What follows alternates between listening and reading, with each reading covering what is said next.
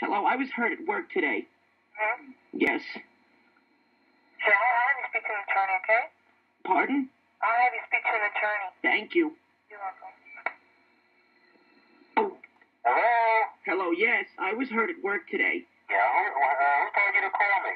Well, I got your ad in the paper. Okay, can you come to see me? Well, listen to me. I was very hurt today. Yeah.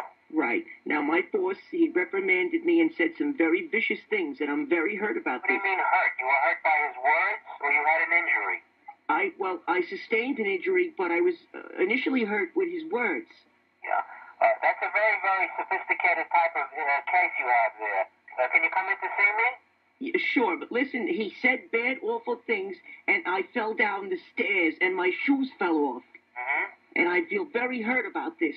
Well, you mean you feel hurt, emotionally hurt. Very, very hurt. Did you injure your body as well? Well, my head was bashed apart. I suggest that you come in to see me about it. We'll file a claim for you.